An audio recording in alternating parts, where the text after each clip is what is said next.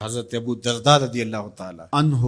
مدینۃ المنورہ سے چلے گئے تھے شام میں، تو وہاں کوئی شخص مدینۃ المنورہ کا ان کو ڈھونڈتے ڈھونڈتے جا پہنچا اور کہا کہ ابو درداء میں مدینۃ الرسول سے آیا ہوں، مجھے پتہ چلا کہ آپ کے پاس حضور کے فرامین ہیں، تو ایک فرمان سننے کے لیے اتنا لمبا سفر کاٹا ہے، یہاں رشتہ داری بھی نہیں ہے، کوئی تجارت بھی کرنے نہیں آیا، کسی سے ملنا بھی نہیں ہے، شہر دیکھنے کے شوق میں بھی نہیں آیا کہ میں دمشق دیکھا ہوں کیسا ہے، صرف ایک ہی غرض ہے میرے سینے میں،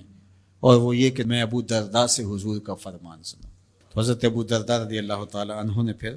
انہیں حضور علیہ السلام کا ایک فرمان سنایا، سنو آپ بھی، من سلک طریقا یبتغی فیہ علما سہل اللہ لہ طریقا الی الجنہ، جو کسی ایسے راستے پہ چلا جس راستے میں اس کا مقصد ابتغاء علم تھا، علم سیکھنا تھا، تو فرمایا اللہ اس کے لیے جنت کی راہیں آسان کر دیتا ہے۔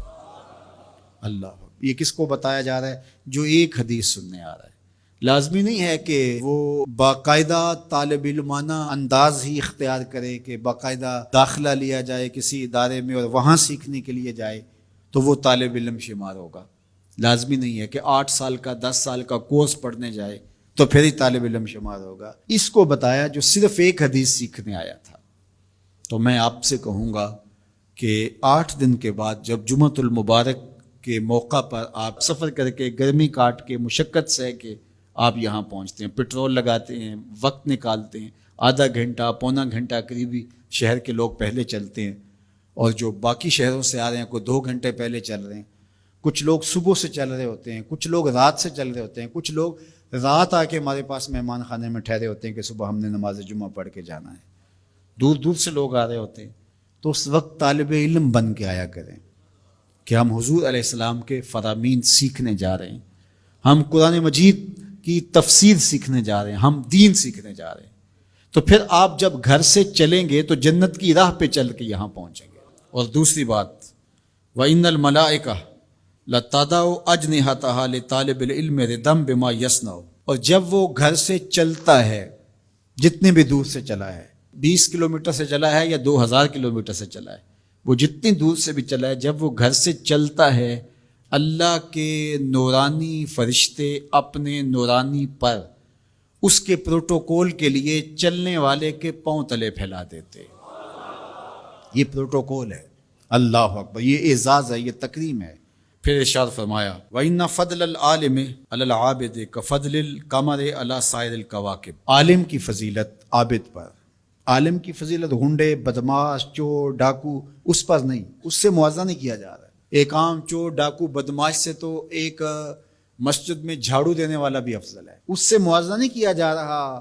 بلکہ موازنہ کس سے کیا جا رہا ہے؟ جو تہجد گزار ہے، شب زندہ دار ہے، نوافل پڑھتا ہے، صلاۃ الاوابین، صلاۃ الاشراق، چاشت کی نماز، قرآن مجید کی تلاوت، رات کو عبادت، دن کو روزہ، معاملات میں محتاط، صرف عالم نہیں ہے، باقی وہ عابد ہے بہت بڑا، اپنی نظر پر پہرے بٹھاتا ہے، خیالوں پر پہرے بٹھاتا ہے، سوچوں کو آوارہ نہیں ہونے دیتا، زبان کو بے قابو نہیں ہونے دیتا، عابد ہے۔ اس پر عالم کی فضیلت کتنی ہے آپ ذرا سنیے تو آپ کا جی چاہے گا کہ ہم مکمل عالم بن جائیں۔ تو فرمایا کہ فضل العالم علی العابد کفضل القمر علی سائر الکواکب، عالم کی اس عابد پر، تہجد گزار پر فضیلت اس طرح ہے جس طرح 14ویں رات کے چمکتے ہوئے چاند کی فضیلت ستاروں پر ہوتی ہے۔ اور ایک حدیث میں حضور نے یوں بھی ارشاد کہا فضلی علی ادناکم، اے صحابہ اس عالم کی عابد پر یوں فضیلت ہے جس طرح تم میں سے ایک عام آدمی پر میری فضیلت ہے۔ اتنا بڑا اعزاز دیا، اتنی بڑی شان اس عالم دین کی ہے، اللہ اکبر۔ اور پھر ارشاد فرمایا وَإِنَّ الْعَالِمَ لَيَسْتَغْفِرُ لَهُ مَنْ فِي السَّمَاوَاتِ وَمَنْ فِي الْأَرْضِ حَتَّى الْحِيتَانُ فِي الْمَاءِ،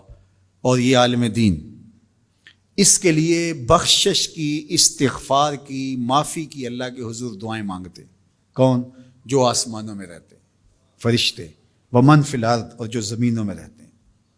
حتی الحیتان فی الماء، یہاں تک کہ جو سمندروں میں، دریاؤں میں، پانیوں میں مچھلیاں رہتی ہیں وہ بھی عالم دین کے لیے دعائیں کر رہی ہوتی ہیں، اللہ اس کی مغفرت فرما دے، اللہ اس کی مغفرت فرما دے۔ اگر کوئی معمولی چیز صادر ہو بھی جائے عالم دین سے تو لٹ لے کے پیچھے نہ پڑ جائیں، ہم تو اگر کوئی گناہ کر بیٹھے تو ہمیں خود معافی مانگنی پڑتی ہے، اور اس خلوص سے شاید مانگتے ہیں کہ نہیں مانگتے، لیکن عالم دین سے اگر کوئی خطا ہو بھی جائے، کوئی غلطی ہو بھی جائے، تو آسمان کے فرشتے بھی دعائیں مانگ رہے ہوتے ہیں، زمین کی مخلوقات بھی اس کے لیے استغفار طلب کر رہی ہوتی ہیں، اور سمندروں، دریاؤں اور پانیوں کی مچھلیاں بھی اس کے لیے استغفار طلب کر رہی ہوتی ہیں۔ یہ اتنی بڑی فضیلت ہے اللہ تعالیٰ نے علماء کی رکھی۔ دعا کرو اللہ مجھے بھی اور آپ سب کو بھی علماء کے زمرے میں شامل فرمائے۔